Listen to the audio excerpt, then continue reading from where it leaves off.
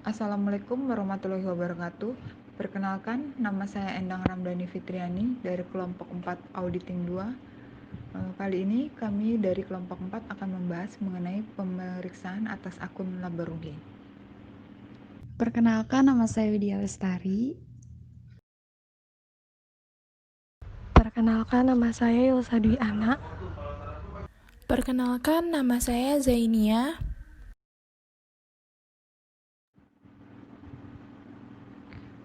Mengetahui sifat dan contoh laporan laba rugi. Pendapatan adalah penghasilan yang timbul dalam pelaksanaan aktivitas entitas yang biasa dan dikenal dengan sebutan yang berbeda, seperti penjualan, imbalan bunga, dividen, royalti, dan sewa. Keuntungan mencerminkan pos lainnya yang memenuhi definisi penghasilan, namun bukan pendapatan.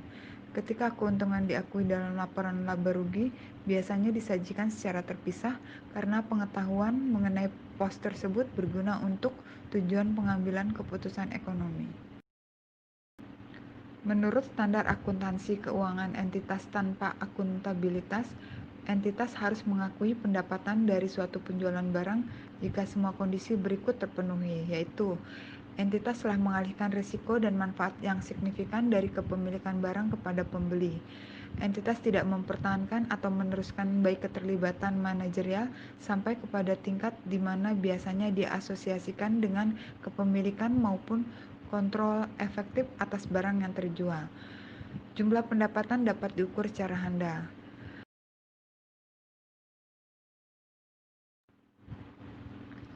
Tujuan pemeriksaan laba rugi yaitu untuk memeriksa apakah terdapat internal kontrol yang baik atas akun laba rugi, termasuk apakah perusahaan menggunakan accrual basis untuk mencatat pendapatan maupun beban.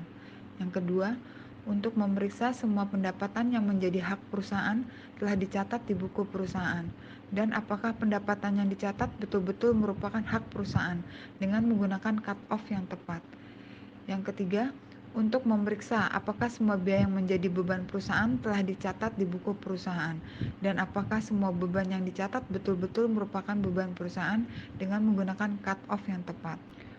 Prosedur pemeriksaan akun laba rugi, yaitu yang pertama, pelajari dan evaluasi internal kontrol pendapatan dan biaya, termasuk transaksi jual beli saham, pembayaran dividen, dan sertifikat saham. Yang kedua, minta rincian laporan laba rugi untuk periode yang diperiksa dengan angka perbandingan untuk periode sebelumnya, dan lakukan analytical review prosedur, analisa rasio ROI dan ROE, dengan membandingkan rasio tahun lalu dan rasio industri. Yang ketiga, meminta rincian laporan laba rugi untuk periode yang diperiksa, bandingkan dengan budget untuk periode yang sama, hitung varians dalam rupiah maupun persen. Yang keempat, minta rincian penjualan per jenis barang atau area yang mencantumkan kuantiti barang yang dijual dan nilai uangnya selama setahun, dibuat secara per bulan. Bandingkan kuantiti yang dijual secara tes basis dengan pengeluaran barang pada kartu persediaan. Yang kelima, periksa cut-off penjualan, ada atau tidaknya pergeseran waktu pencatatan penjualan, dan cut-off pembelian, ada atau tidaknya pergeseran waktu pencatatan pembelian. Yang keenam, periksa subsequent payment, ada tidaknya unrecorded liabilities, dan subsequent collection, ada atau tidaknya unrecorded receivables. Yang ketujuh, buat analisa perkiraan biaya atau pendapatan yang kemungkinan ditanyakan pihak-pihak pajak atau untuk keperluan pengisian SPT, koreksi fiskal, dan kemungkinan timbulnya kontingen liability. Yang kedelapan, periksa kepatuhan peraturan perpajakan tentang biaya dan pendapatan. Yang kesembilan, periksa daftar gaji, tes kesesuaian perhitungan PPh 21 dengan peraturan pajak. 10. Bandingkan total biaya gaji yang tercantum dalam perhitungan laba rugi dengan SPT PPh 21. 11. Bandingkan data yang ada dalam daftar gaji secara tes basis dengan personal file. Ke-12, lakukan observasi saat pembayaran gaji. Yang ke-13, periksa keuangan penyajian pos laba rugi dengan PSAK. Beberapa hal yang harus diperhatikan dalam perkiraan laba rugi adalah yang pertama, prinsip konservatisme dalam pengakuan pendapatan dan beban. Ciri-cirinya yang pertama yaitu beban yang belum pasti terjadi tetapi tidak diperkirakan akan menjadi beban perusahaan pada periode yang diperiksa. Jumlahnya bisa diestimasi dan cukup material, harus dicatat sebagai beban. Yang kedua, pendapatan yang belum pasti terjadi belum boleh dicatat sebagai pendapatan perusahaan. Pendapatan pada umumnya diakui pada saat penyerahan barang untuk perusahaan dagang dan industri, pada saat penyerahan jasa atau pada saat dapat dibuatkan faktur untuk perusahaan jasa. Pengecualian antara lain, yang pertama, pengakuan saat penerimaan uang, penjualan tunai dan kredit. Yang kedua, untuk perusahaan kontraktor ada dua metode. Yang pertama, metode kontrak selesai dan metode persentase penyelesaian. Yang ketiga, barang jenis tertentu yang harga jualnya sudah pasti, barangnya pasti terjual atau cepat rusak. Pendapatan diakui saat selesainya produksi. Yang kedua, ada konsep matching cost against revenue. Nah, dalam laporan laba rugi ini harus dibandingkan pendapatan yang menjadi hak perusahaan dalam periode yang diperiksa dengan biaya yang menjadi beban perusahaan untuk periode yang sama atau tanpa memperhatikan apakah uangnya sudah diterima untuk pendapatan dan dibayarkan untuk biaya atau belum.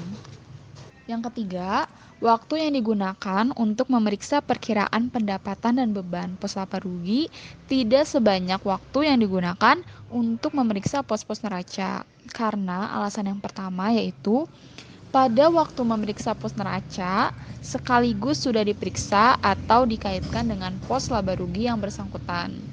Yang kedua, pada waktu melakukan tes transaksi sekaligus diperiksa pos laba rugi. Di sini ada contoh soal dan jawaban. Yang pertama, sebutkan dan jelaskan prosedur pemeriksaan perkiraan laba rugi. Jawabannya adalah yang pertama, pelajari dan evaluasi internal.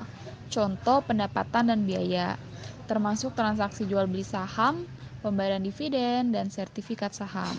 Yang kedua, minta rincian laporan laba rugi untuk periode yang diperiksa dengan angka perbandingan untuk periode sebelumnya dan lakukan analytical review prosedur, analisa rasio, ROI, dan ROE dengan membandingkan rasio tahun lalu dan rasio industri. Yang ketiga, minta rincian laporan laba rugi untuk periode yang diperiksa. Bandingkan dengan budget untuk periode yang sama. Hitung variance dalam rupiah maupun persen. Yang keempat, minta rincian penjualan per jenis barang atau area yang mencantumkan kuantiti barang yang dijual dan nilai uangnya selama setahun dibuat per bulan. Lalu, bandingkan kuantiti yang dijual secara tes basis dengan pengeluaran barang pada waktu persediaan. Yang kelima, periksa cut-off penjualan atau ada tidaknya pergeseran waktu pencatatan penjualan dan cut-off pembelian atau ada tidaknya pergeseran waktu pencatatan pembelian.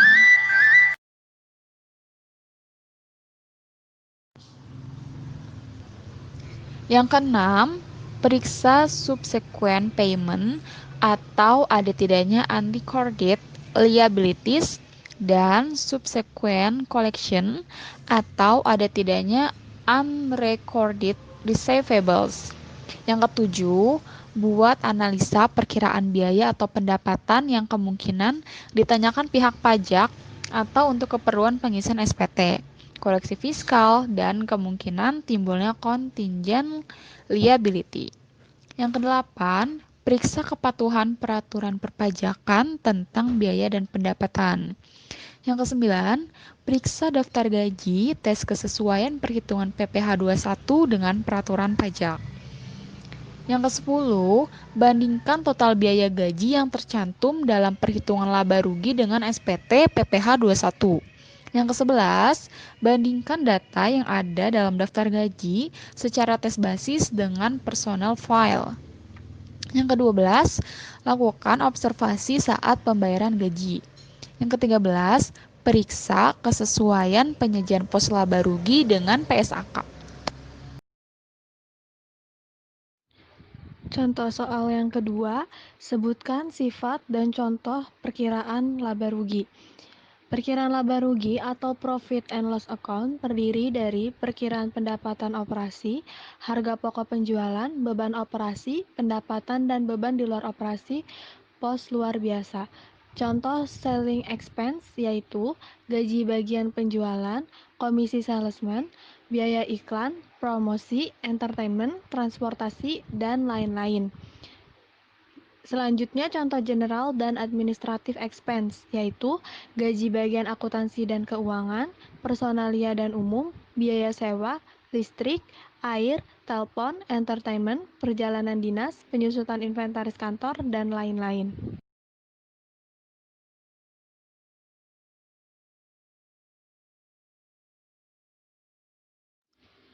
Yang ketiga, sebutkan tujuan pemeriksaan laba rugi. Yang pertama, keberadaan internal kontrol pendapatan dan beban, termasuk pencatatan secara akrual basis terhadap pendapatan dan beban. Yang kedua, pencatatan pendapatan dan biaya yang menjadi hak perusahaan dicatat di buku perusahaan, dan apakah pendapatan dan biaya yang dicatat betul-betul merupakan hak perusahaan dan beban perusahaan dan menggunakan cut-off tepat. Yang ketiga, adanya fluktuasi yang besar dalam perkiraan pendapatan dan beban jika dibandingkan dengan tahun sebelumnya, bulan per bulan, atau dengan anggaran pendapatan dan beban. Yang keempat, penyajian permodalan atau ekuitas di neraca sudah sesuai dengan PSAK atau PABU, dan hal penting diungkapkan dalam catatan laporan keuangan. Yang kelima, pendapatan dan beban telah dilaporkan sesuai dengan prinsip akuntansi yang berlaku umum atau PSAK. Selanjutnya ada contoh kasus. PT Kimia Farma merupakan salah satu produsen obat-obatan milik pemerintah yang ada di Indonesia. Pada audit tanggal 31 Desember 2001, manajemen Kimia Farma melaporkan adanya laba bersih yaitu sebesar 132 miliar. Dan laporan tersebut diaudit oleh Hans Tuanakota dan Mustafa atau HTM. Namun, Kementerian BUMN dan Bapepam menilai bahwa laba bersih tersebut terlalu besar dan mengandung unsur rekayasa. Setelah dilakukan audit ulang, pada 3 Oktober 2002, laporan keuangan Kimia Farma 2001 disajikan kembali dan hasilnya telah ditemukan kesalahan yang cukup mendasar. Pada laporan keuangan yang baru, keuntungan yang disajikan hanya sebesar 99,56 miliar atau lebih rendah sebesar 32,6 miliar atau 24,7% dari laba awal yang telah dilaporkan. Kesalahan itu timbul pada unit industri bahan baku, yaitu kesalahan berupa overstat penjualan sebesar 2,7 miliar. Pada unit logistik sentral berupa overstat persediaan barang sebesar 23,9 miliar. Pada unit perdagangan besar farmasi berupa overstat persediaan sebesar 8,1 miliar dan overstat penjualan sebesar 10,7 miliar. Diduga upaya penggelembungan dana yang dilakukan oleh pihak direksi Kimia Farma dilakukan untuk menarik para investor untuk menanamkan modalnya kepada PT Kimia Farma. Selanjutnya, kesalahan penyajian yang berkaitan dengan persediaan timbul karena nilai yang ada dalam daftar harga persediaan digelembungkan. PT Kimia Farma melalui direktur produksinya menerbitkan 2 buah daftar harga persediaan pada tanggal 1 dan 3 Februari 2002. Daftar harga per 3 Februari ini telah digelembungkan nilainya dan dijadikan dasar penilaian persediaan pada unit distribusi Kimia Farma per 31 Desember 2001. Sedangkan kesalahan penyajian berkaitan dengan penjualan adalah dengan dilakukannya pencatatan ganda atas penjualan. Pencatatan ganda tersebut dilakukan pada unit-unit yang tidak disampling oleh akuntan, sehingga tidak berhasil dideteksi. Berdasarkan penyelidikan Bapepam, disebutkan bahwa KAP yang mengaudit laporan keuangan PT Kimia Farma telah mengikuti standar audit yang berlaku, namun gagal mendeteksi kecurangan tersebut. Selain itu, KAP tersebut juga tidak terbukti membantu manajemen melakukan kecurangan. Sebagai akibat dari kejadiannya, maka PT Kimia Farma dikenakan denda sebesar 500 juta rupiah. Direksi Lama PT Kimia Farma terkena denda 1 miliar, serta partner HTM yang mengaudit Kimia Farma didenda sebesar 100 juta rupiah. Kesalahan yang dilakukan oleh partner HTM tersebut adalah bahwa ia tidak berhasil mengatasi risiko audit dalam mendeteksi adanya penggelembungan laba yang dilakukan PT Kimia Farma, walaupun ia telah menjalankan audit sesuai SPAP. Studi kasus selanjutnya yaitu, misalkan PT Fintech Jaya mempunyai saldo piutang dari PT Berkah Jaya per 31 Desember 2017 sebesar $100.000 yang berasal dari penjualan barang dagangan tanggal 17 Oktober 2017. Kurs 1 US dollar tanggal 17 Oktober 2017 misalnya Rp12.500, sehingga saldo per 31 Desember 2017 tercatat sebesar 1,25 miliar rupiah. Misalkan kurs Bank Indonesia per 31 Desember 2017 adalah sebagai berikut. Kurs beli 1 US dollar sama dengan Rp12.500. Kurs jual 1 US dollar sama dengan Rp12.750. Maka kurs tengah 1 US dollar sama dengan Rp12.500 dibagi Rp12.750 sama dengan Rp12.625. Pada tanggal 31 Desember 2017 harus dicatat jurnal koreksi untuk penyesuaian selisih kurs sebesar jurnal penyesuaian di PT Fintech Jaya, yaitu debit piutang Rp12.500.000, sedangkan di kredit laba rugi selisih kurs sebesar Rp12.500. Maka jurnal penyesuaian di PT Berkah Jaya adalah di debit laba rugi selisih kurs sebesar Rp12.500.000 dan di kredit yaitu utang Rp12.500.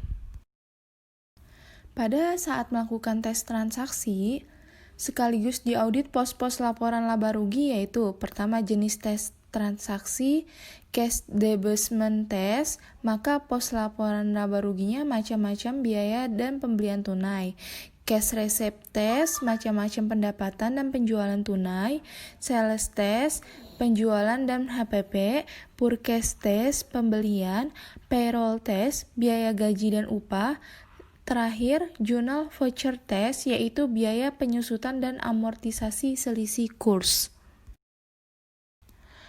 Audit prosedur atas pos-pos laporan laba rugi yang biasa dijalankan adalah Analytical Review Procedure atau prosedur penilaian analisis. Prosedur ini dijalankan dengan membuat perbandingan antara laba rugi periode yang diperiksa dengan periode sebelumnya. Dihitung kenaikan dan penurunan baik dalam rupiah maupun presentasi, serta alasan-alasan kenaikan dan penurunan. Selanjutnya, selain itu harus dibuat perbandingan antara laba rugi periode yang diperiksa dengan anggarannya, kemudian dibuat analisis variance-nya. Dalam analytical review procedures juga harus dibuat analisis rasio keuangan untuk mengatur likuiditas, rentabilitas, reference, dan lainnya untuk dibandingkan dengan rasio industri. Menganalisis beberapa pos laporan laba rugi yang penting atau yang ada kaitannya dengan perhitungan pajak atau untuk koreksi fiskal, misalnya other income atau expense, traveling expense, dan professional fees. Melakukan pemeriksaan atas subsequent payment atau pembayaran sesudah tanggal laporan posisi keuangan atau neraca, dan subsequent collection atau penagihan sesudah tanggal neraca. Demikian hasil presentasi mengenai pemeriksaan atas akun laba rugi dari kelompok 4. Semoga bermanfaat dan memberikan wawasan bagi kita semua. Apabila suka dengan video ini, jangan lupa like, comment, share, and subscribe. Terima kasih. Wassalamualaikum warahmatullahi wabarakatuh.